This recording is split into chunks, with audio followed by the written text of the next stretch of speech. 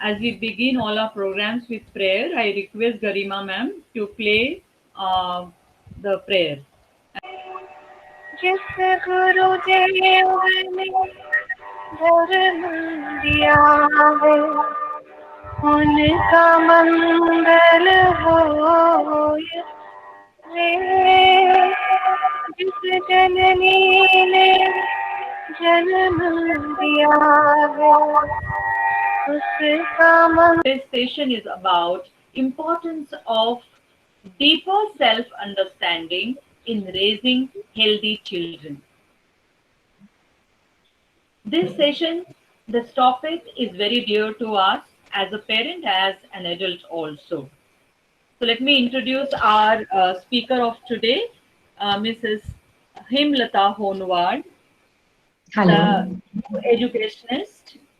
She is MA English from Pune University. She has done BA in German language from Max Muller Bhavan.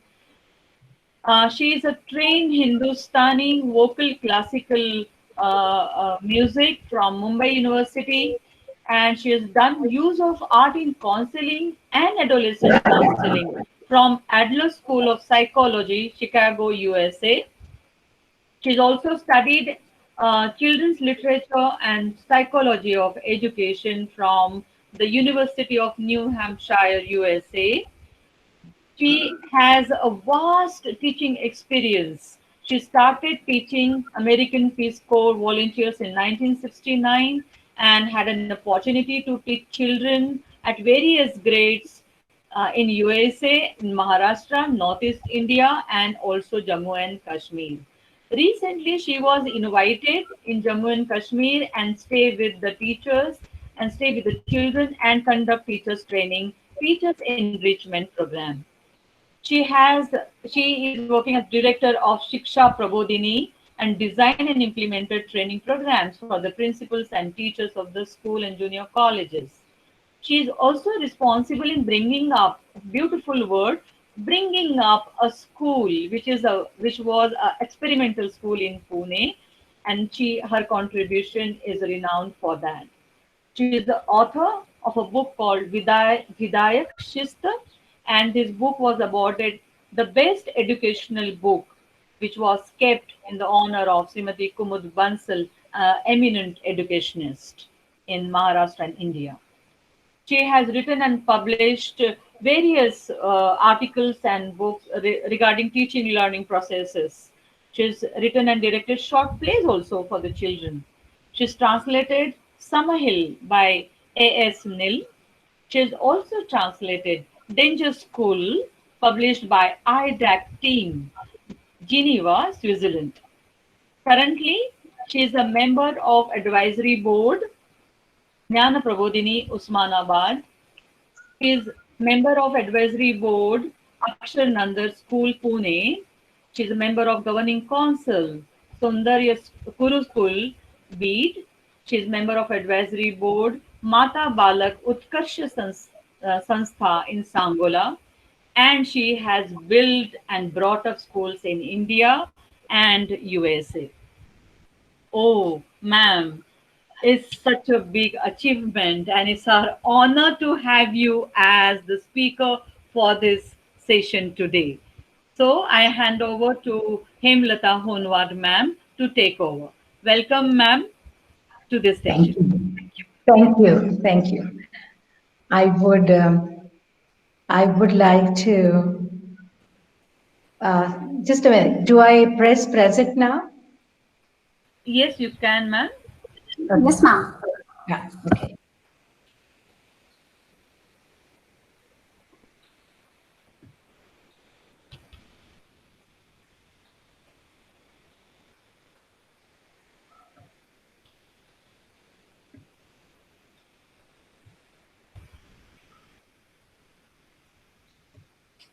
Okay, I will begin. I will not waste time in that. Is this okay?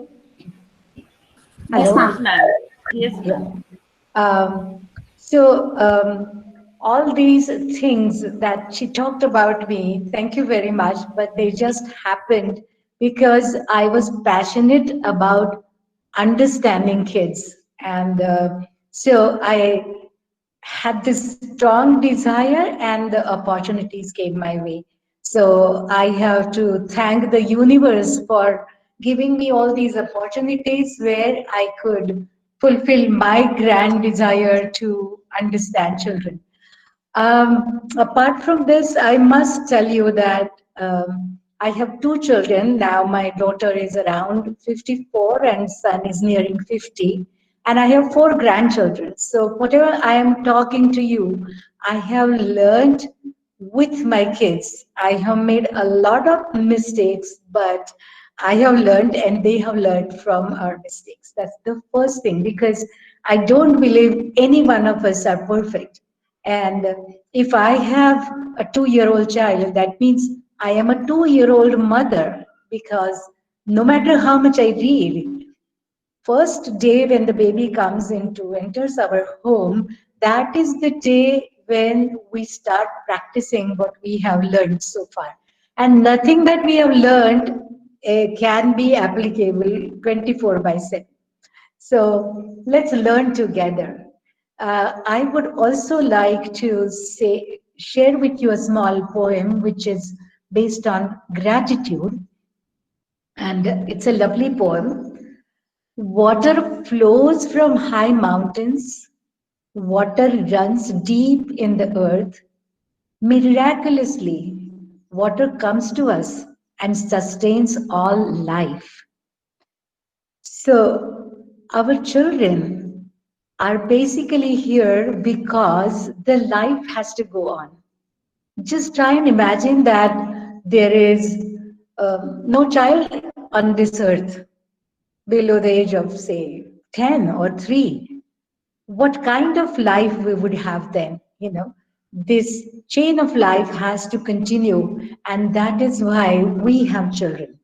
And we are so fortunate that the universe has entrusted us with this kind of treasure that the child is. And we are worthy of bringing them up, is what the universe has thought about us. So I'm going to ask you all to visualize exactly what you have written in the chat box, but slightly differently. What would you want your children to say about you or feel about you when they are about 30 to 40 years old? Quickly jot down in your notepads if you have them. I'll give you 2 minutes for that. Uh, I hope everybody understands English, or I can translate some of the things in Hindi if you feel there is need. Is there any parent who would like me to repeat that in Hindi? Hello? Ma'am, Yeah. they understand English. Okay. So I Yes, need not. ma'am. Yeah. Fine. No, ma'am. Thank you, ma'am, for your Okay. concern. And Yeah. if you can repeat yourself, repeat the Yes, question. I will. I will. I will. What would you like your children to say about you when they are about 35 to 40 years old? I don't know how old is each one's child now, maybe 10, maybe 14, maybe 3. So visualize, sit down, close your eyes, and visualize that now your son or daughter is 40 years old. And what would you want them to think about you as a parent?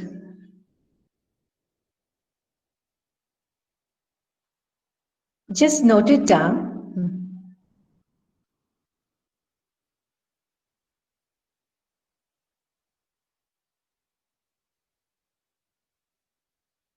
Great.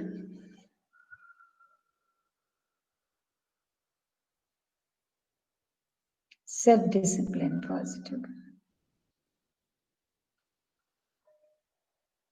Great. My friend for life.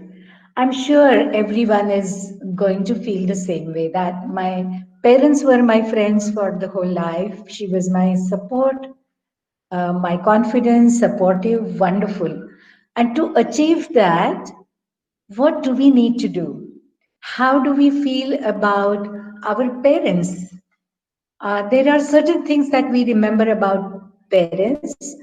I will give you my own example. I was, when I was around 35, I would say that I used to wake up my children in the morning to go to school, and I was also going to school, and my husband was going to office, and the morning rush hour. So I would say, beta, please get up. And then the second time, then the third time, I would call him very lovingly. And then after about 4 times, I would sort of lose my patience. I did not yell at them, but I tapped on their cheeks, in this way. And then they would wake up. And, then it was rush hour in the morning. And then when my children had their children, I had gone to visit them, and then I saw that, no matter how late the children slept, they never ever tapped on their cheeks. And then they smiled at me and they said, "We hated that, Mama, at that time." So there are things we unknowingly do. Our intentions are always good, that, but the children may not like certain things that we do. So, so we also find out certain things or feel certain things that our parents should not have done. So this is a chain which keeps on going on. And I am so glad, first of all, that you all came for this training. If there is anything good about Corona, is that we got time to look within, as your principal ma'am said, and we have time to give for training. Otherwise, we were all in mad rush and we did not have time for this. So I am glad that you have taken this time out. And let's see, whatever our desires are, whatever our children, we want them to feel about you, how do we go about it? So the first time, your principal ma'am said about box. The previous resource person told you about a box. I am also going to suggest box, but I'm going to suggest you have 3 boxes. Okay. So the box number 1 is where you involve children in making choices. So the first box, you can mark it as parent and child, P and C. P/C. So the first box will be where the decisions that you are going to take in your family would be the choice of parents and children together. Whether a child should be watching TV, how long a child is allowed to watch TV. So this can be decided together after discussing with the child or parent and teacher, and the child can put in his chit there asking for how many hours he wants or she wants to watch TV. And the parent also can put in her chit or his chit, that suppose the child says, "I want to watch TV for 4 hours," and the parent feels that she should be watching it for 2 hours, then he can put that chit in that first box, and they can come together, negotiate, and then decide, with consulting each other, how many hours of TV watching is allowed in their family. There is no hard and fast rule. Each family can have different rules for that. Then box number 2, it's free choice. If the child wants to go cycling with his friends, it's a free choice. The child can go cycling for, whatever time he wants. Maybe it's Saturday, Sunday, a holiday, or right now also. I don't know which area you are in and how far child can go, but I think if he can go cycling for 3 hours, it should be his choice. Only thing is that you should not be concerned about the child. So the second box is the child's free choice. And the third box is a parent's box, where there are certain rules in the family which everyone without exception has to follow. and the child does not have a say in that. These are the family rules. So, how do we come to making these rules? So, three boxes help us in coming to a consensus about what can we follow in our school, in our home, in our family. So the first thing to be, many of you showed their desire that the child should be independent. When does the child become independent? When the child has an opportunity to take decisions and realize what are going to be the consequences of those decisions. So, getting children involved in finding solutions to certain issues that we are facing, and also certain rules that we make for our family. So how do we go about making these rules? So I would suggest that once a week or maybe twice a week, the whole family can sit together and decide the rules of for that week. There will be certain rules which are forever, like washing your hands. Now, because of COVID, it has become a must for everybody. But washing your hands before your meal, washing your hands when you come home after after going out. So these are some of the rules where there is no negotiation. These are a must for everybody, right from grandpa to the grandchild. So there is no issue or discussion about it. But there are certain rules, like I said, what time everyone should have dinner. So it is not that everyone has dinner at different times. For that, you can have a discussion. And right now we have COVID, but otherwise, this is going to go away, and children want to go out and play with their friends. So how long can they play? What time do they come in? What time you have dinner? All this can be communicated with the child and the parents, and if there are grandparents, with grandparents, and there should be consensus about what you are going to do about dinner time. Um, I would like to also tell you some incidences from which I have learned a lot.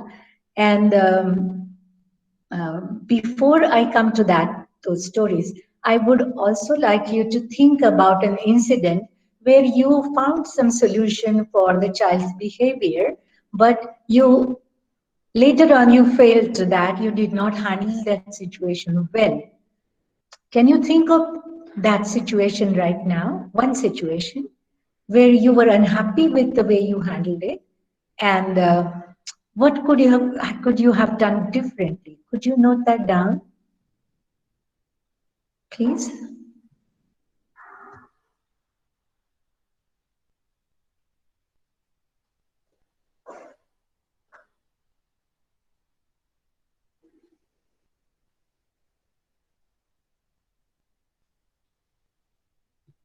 Think of a situation which you handle with your children and later on felt that you did not handle it well. Could you have done it differently?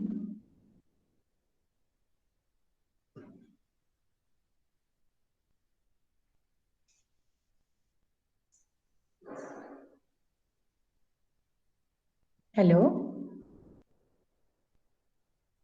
Yes, ma'am, you're audible, ma'am. Yeah.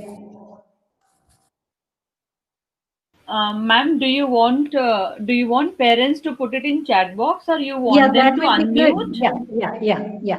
That would be nice. Thank you. Okay. So parents, please, you can put a sentence, put this thing on the chat box.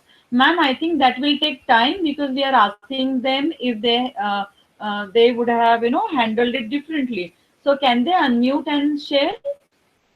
Yeah, I think that Yeah. will be better. Yeah. Yes, parents, if you have any situation in your life with your child, a situation, your experience where it did not go well, and later on you thought that you could have handled it differently.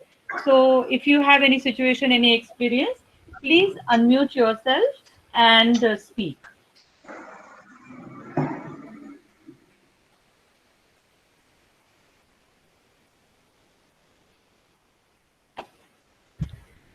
I don't see parents coming up.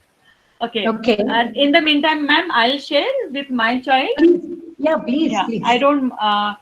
Parents, I will share so that everybody's. Yes, I think Rekha Sasapu ma'am is saying something about controlling screen time. Ma'am, please Uh-huh. unmute yourself and speak. Rekha ma'am, Rekha Sasapu ma'am. I think she Hello. has something. Yes, Hello. ma'am. Yes, Please, Rekha. please. Hello. Good morning, ma'am. Good Uh, morning. I can hear you. Yeah. yeah, ma'am. My concern is I can't handle the screen time, ma'am, regarding the games, PS4, and watching videos. Uh, Uh-huh. yeah. How old is your child? 6 year, sixth class, ma'am. Sixth class. Okay.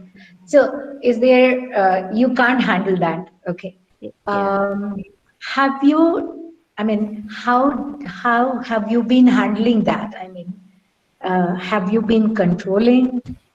Did you talk to your, is it a son or a daughter? Uh, I have both son and daughter, but I have problem with my son. But Okay. about this video games, ma'am, that Okay. PS4. Uh, he's used to play with his friends on online games. Okay. Uh, I fixed time by 1 hour, 1.5 hours, but he's continue till their friends are also playing. That's why. Okay, okay. I would suggest, those three boxes, have a talk with him. See, if you take the whole situation in your hands as a parent, and if you control, then the child does not get an opportunity to think for himself. So have a communication with him and say that this is the time I am going to, we are going to have for screen, and then put a timer there. That's what, hello?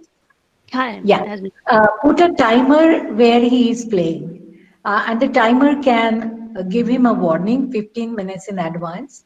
And after 15 minutes, if he doesn't close, you can go and close it down.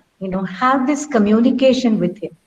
And then, there is one more thing which I was going to bring up later, but he will have a meltdown, he will cry, he will throw yeah, a tantrum. tantrums. Yeah, Yes. So don't let him suffer. I mean, we don't make them suffer. Now it is his choice because of which he is suffering. So it's okay to suffer, you know. In what way? Suffering is not like we punish them but then this is what we had decided. So this is when the screen time is going to get over. And if there is a meltdown, ignore it, for till he calms down. Till this may be true for so many. My grandchildren have done this, and I have observed their parents handling this. Because when my children were growing up, there was no screen time. So my grandchildren, they throw a tantrum, there is a big meltdown, and maybe they go to their room or there can be a quiet corner. You can allow him time to cool down. What we call it cooling down time. There can be a chair or place in the home where you allow everyone who's mad, for some time you get angry, and then you have that cooling chair or cooling room where the child can go and cool down. So when he cools off, then you can again talk to him and talk to him very rationally as if you are talking to an adult. That what are the reasons that you are not going allowing him to have more screen time? And he is going to say, my friend's mother allowed. yeah, He yeah, has it ma'am. for That 2 hours. But then these are our family rules. So, how do we make these family rules? You all sit at the table and talk about the issues. Have them write down their issues. I am mad at my mom because she does not allow me screen time. Let him write it down and bring it to the table. Yeah, maybe your If you are a joint family, your mother-in-law will have some. But I years for 3 hours. So let everybody be on the table. Sangeeta Banafar ma'am, I request Yes, you ma'am. to please mute your mic. Ma'am, Sangeeta Banafar ma'am. yes, Yeah, yeah, yes, ma'am. I'm asking some yeah. question, ma'am. So, So so that So children observe how you act more than what lectures you give them. You know, that's more important. So lecturing doesn't help. That's what I was telling you. My son used to tease me. Just say the lecture number, mom. So this is, I think, very important. Joe, if something has gone wrong or the child has misbehaved in some way, let's not focus on what he has done. What we want to do is find a solution for the future so that this is not repeated. And for that, when we focus on the solutions and the future, we need to involve children in decision making and communicate with them. This is for Hindi speaking. I think this is very nice. Nice. हमें अपना ध्यान भविष्य की ओर मोड़ना जरूरी है. हमें आदत है कि भूतकाल में बच्चे ने क्या किया, इसी में हम अटक जाते हैं. या तो बच्चे को या अपने आप को कठोर न्यायालय के कटहरे में खड़ा करते हैं. Guilt does not help us in any way. So punishment nowadays is disguised very sweetly as consequence, but let's not make kids pay for the past. Let's communicate so that the child learns how to avoid misbehavior in future. So if we involve them in finding solutions, they have a sense of ownership for that, you know. And that sense of ownership helps them to keep their promises. So I have written here, the kids are greatest and untapped resource. It's like a treasure. If we have time, I would love to share one beautiful example. In one of the schools, the school was very poor and they had collected some donations and they painted the school. In the 5th standard class, there used to be some children whose mom used to put a lot of oil on their head and send them to school early in the morning after taking bath. And these kids who used to sit on the last benches used to rest their head on the wall. और उस कारण ऐसा हो गया कि there were उस दीवार को बहुत सारे धब्बे बैठने लगे दीवार के ऊपर. And then the whole school was upset about it and they said, we don't have any more money, what to do about this? And so there used to be teachers meetings all the time, how to avoid this problem. And there was this 5th standard kid who used to go to the principal's office every day and ask him, may I come in, sir? May I come in, sir? And every day the principal was occupied, so he did not call him in. Then finally one day the kid did not give up. So he invited him in. And then the kid said, sir, I have a solution. So he said, what is it? So he said that, we have some Sardar kids in our school and they wear the turban and come to school. So please ask them to sit on the last benches so that the wall will be as good as fresh. And there won't be any stains on the wall because of the oil. So, it was the school followed his suggestion, a creative suggestion without hurting anybody, and their problem was solved. So nobody, no elder, no grown-up person could think of this solution except the child. If we involve them, they strengthen all their skills of thinking, of implementing, and they have this sense of belonging and sense of significance. And I am an important part of my family. And when they take a decision or when they are involved in decision making, they keep their promises. What happens if we involve them? They develop self-confidence, healthy self-image, because they feel that adults are listening to me. Adults are taking my suggestions seriously, and their contribution is valued, acknowledged by the adults. I already said that sense of belonging and significance. And they are not tempted to misbehave. We can help children explore the consequences of their choices through curiosity questions instead of imposing consequences of them.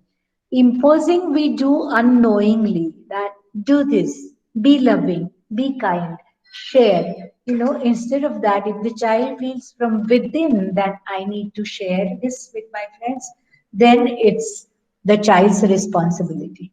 Exploring is very different from imposing. So I may decide as a child, I'm a 7-year-old child, and I may decide that I want to share my tiffin with everybody today.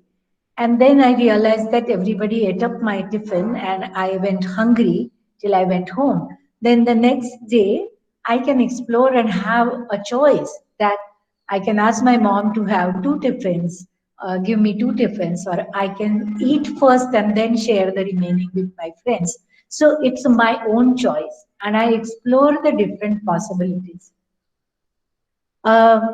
Instead of we deciding what happened, you shared your tiffin with everybody, so you had to go hungry.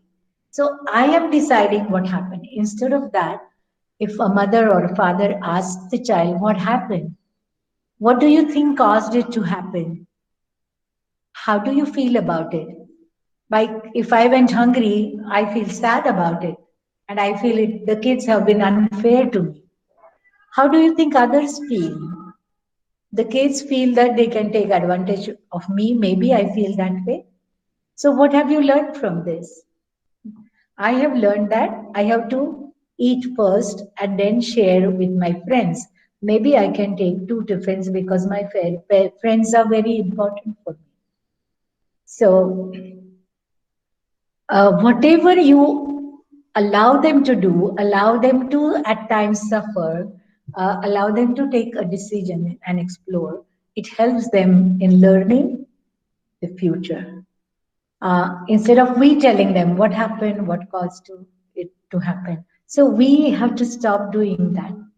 This is extremely important. The word education is not only given in school. We are learning all the time.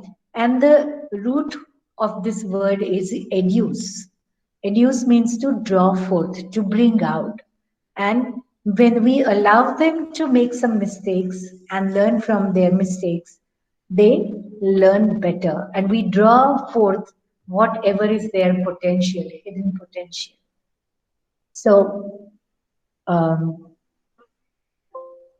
okay, I think I will have to stop in about 5 minutes because my battery is low and there is no electricity. So I will quickly conclude.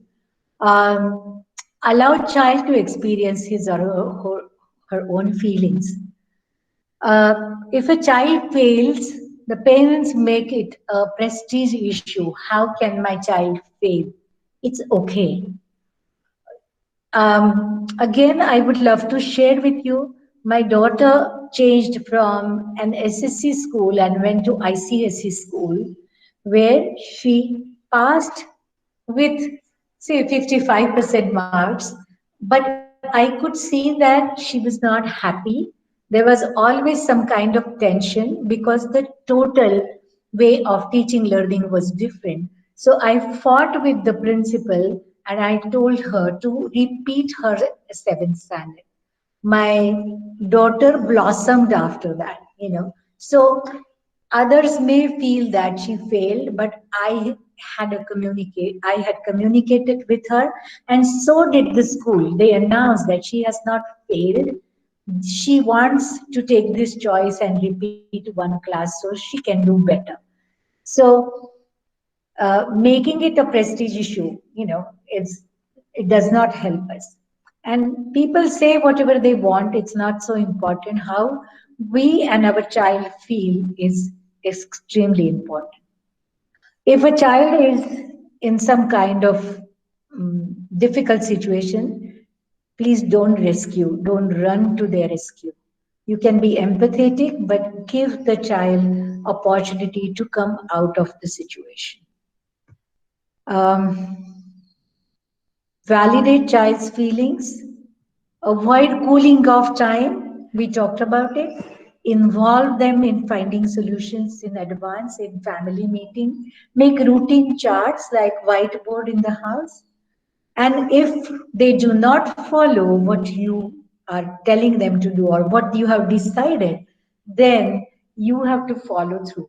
And for that also, I'm going to give you some clue that decide what you will do.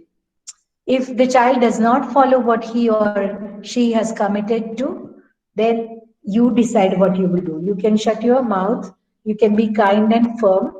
As soon as you clean up the mess you have made, then I will read you a story, for example. Or as soon as you clean up the mess, then you can go out to play. Be firm about it. I will listen to you only when you speak in a soft voice. Be firm about it. Walk away if the child is being rude to you. And I will read when everybody is ready to listen to my story. We have talked about it. I am hurrying up because my battery is dying. So it's very much powerful when ideas come from them, from children. Involve them. Let's conclude these mindfulness suggestions, curiosity questions, exploring, deciding what to do, shutting your mouth and acting. Shut your mouth means it sounds rude, but we tend to give a lot of advice, and I have learned it from my children. Frequent family meetings, follow through, help them to develop their disappointment muscles. Mistakes can be opportunities to learn, and make time for training. COVID has given us time to learn, relearn, unlearn a lot of things. So let's do that. Let go. Do not pause and chew on things that happened in the past. Let go of a lot of things. Remember, every day is the first day of the rest of your life. Every moment is the first moment of rest of your life. And let them face their consequences. Avoid fixing, pampering, and rescuing. Let me do it for you. I have done it. I made a lot of these mistakes that I'm telling you not to do, but it's, I learned from my mistakes too. And thank you very much, all the parents, the school principal, the counselor. I am so grateful to you for giving me this opportunity. Thank you. Yeah. Thank you so much, ma'am, for being here with us today. And we will definitely come back to you for the help in future. So coming back to the point I was sharing, that parents need to, it will sound a little rude, but I think parents need to leave their children alone. What we have to look forward to is developing their skills, developing their competencies, and making them capable instead of protecting them. So when we are talking about that, let them take the decision, let them have that ownership, and let them face the consequences. Of course, you are there. Say their safety is taken care of. Do not worry about that. When we will practice this, then our children will be confident, and that will also lead to the courage they will develop in future. So, dear parents, those who have joined, thank you so much for joining for this session. This was only the second session. We are going to have total 15 to 16 sessions for mindful parenting program. And I would appeal to the parents, I would request with folded hands to all the parents, those who have attended today, that please talk about this program and let of course, the parents whose children are studying in our school, and please ask them to attend this. This is for us. This is for our children. This is for better society tomorrow.